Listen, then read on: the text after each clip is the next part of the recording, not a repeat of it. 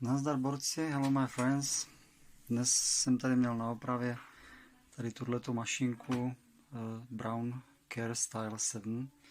Žehlička, která je jako spíš jako parní systém žehlení párou. A měl dva problémy. Today I have this iron for repair. It's more steam machine than common iron because it has a main station with water and with this line where electronic and iron and steam pipe is inside. The main problem was, hlavním problémem byl this cable here, tady ten kabel, because it was broken here. Byl tady porušený ten kabel. If you move with this cable a lot of, you can break it from the bottom part. Takže když prostě hýbete tady tímhletím kabelem té žehličky pořád tam a zpátky, můžete ho tady poškodit. So I had to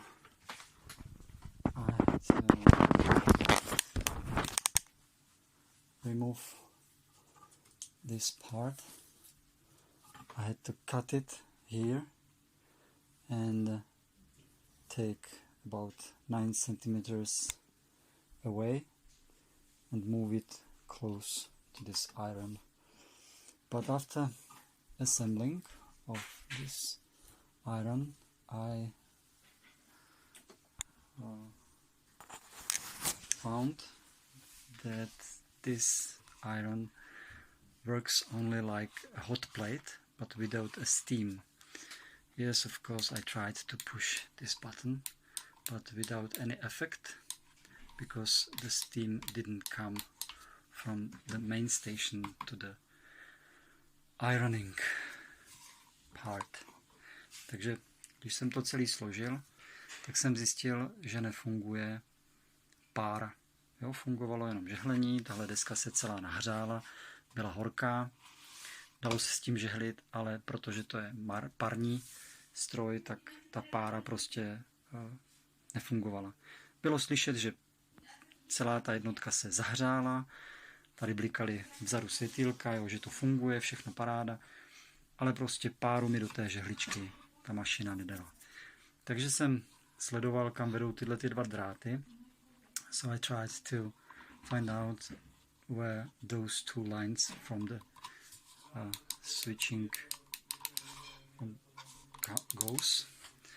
A zjistil jsem, že pokračují tady na tyhle ty dvě svorky. And I found they go to the black and brown wire, takže na tu černou a shadow, pardon, black and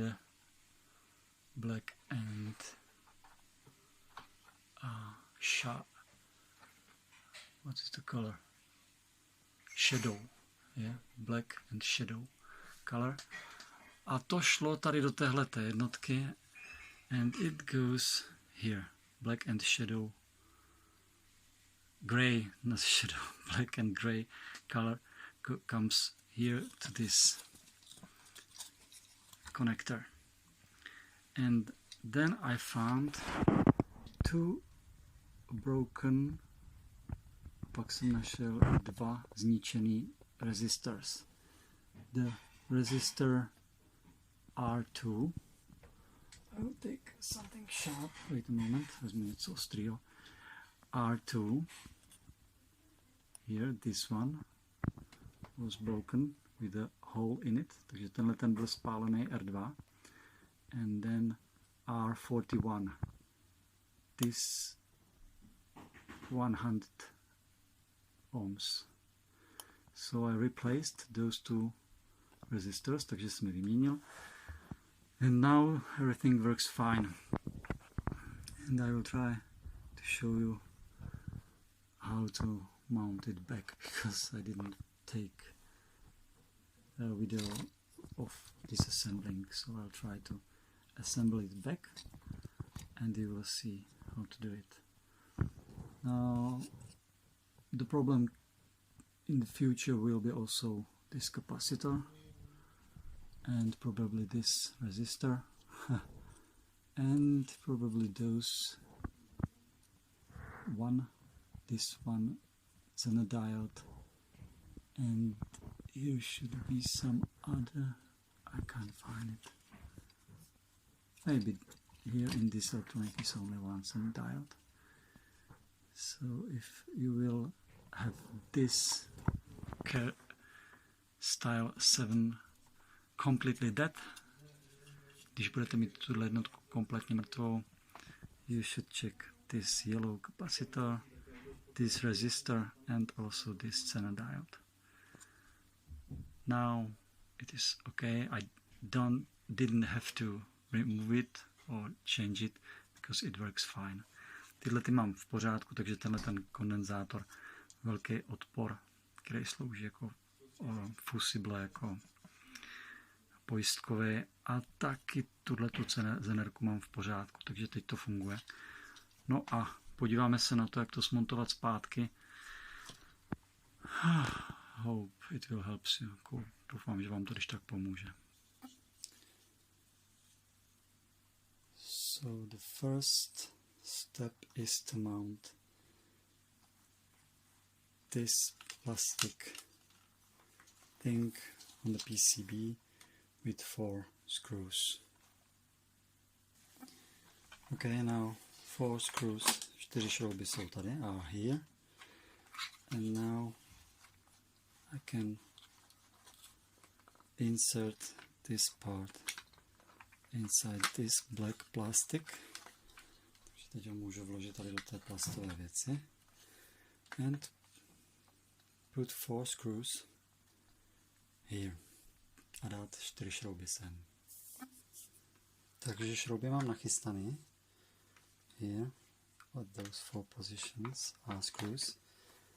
But before screwing those screws, a před jejich utažením, we have to put the cable on this black thingy. So this small hook, tady ten malý háček, we have to put here.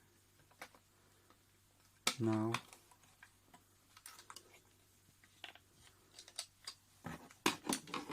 I have to put small screw at the corner. I'll try to show you where it is. Over here, this hole.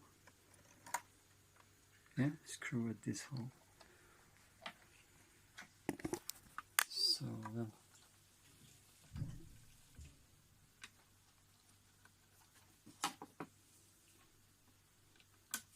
Takže tam ho přišroubím.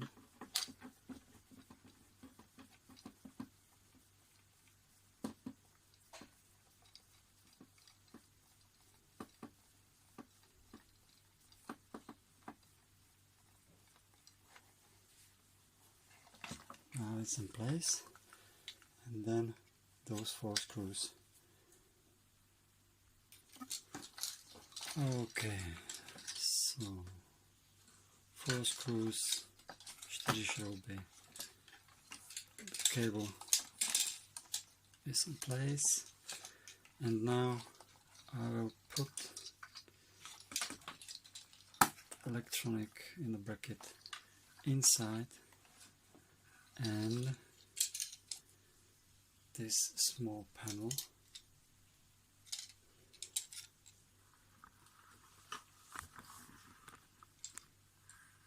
should come here.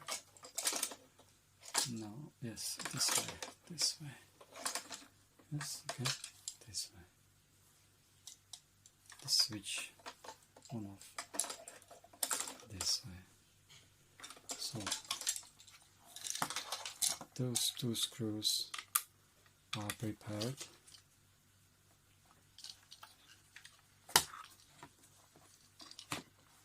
Electronic can goes in.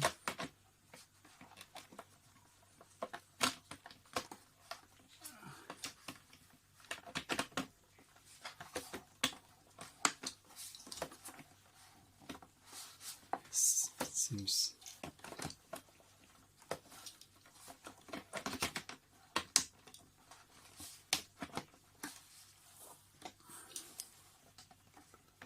not exactly on the place.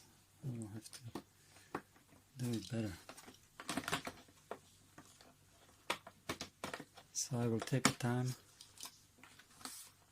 without video, and then I will show you where those two and next two screws are inside.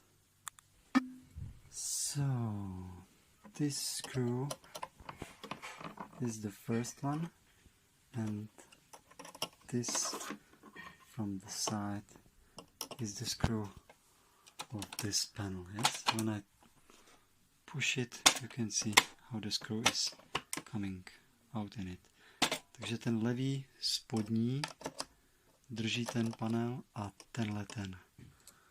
A tady v tom místě jsou taky dva. Je to tady.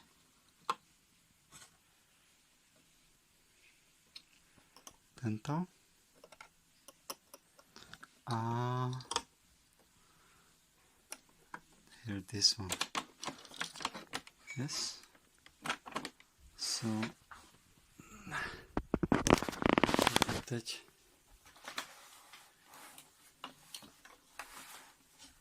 musím utáhnout ten horní.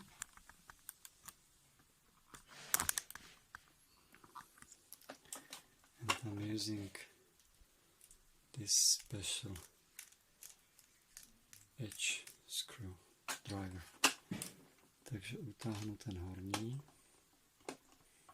Jo, tímhle způsobem. A zase na chvilku zastavím video, ať se s tím netrápím tady na čas. I will stop the video and screw it in. And we are nearly done. Everything is inside. The panel is fine. Switches are switching. Here is the main cord. Cable. I used, yes, of course, I used new cable tie. Vázací pásku jsem tady použil, jo, tohle je 230. I put all cables on the side. Dal jsem všechny kabely na stranu. It looks like this. Red, brown, dark brown, light blue, dark blue, white, black, black and gray, and other two cables. Okay. And now I can put the bottom cover. Teď dám tady ten spodní kryt. Aha.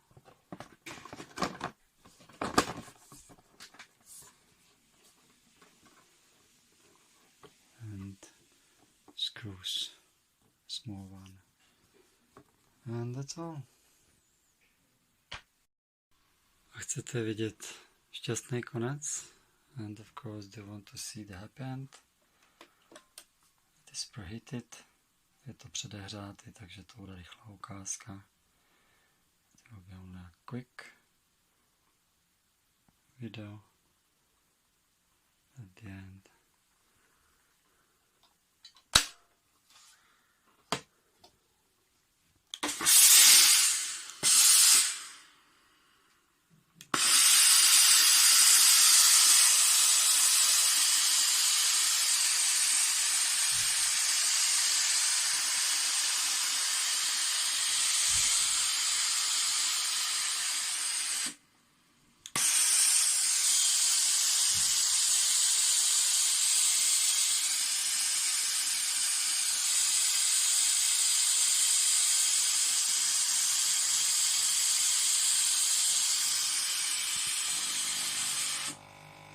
Yes.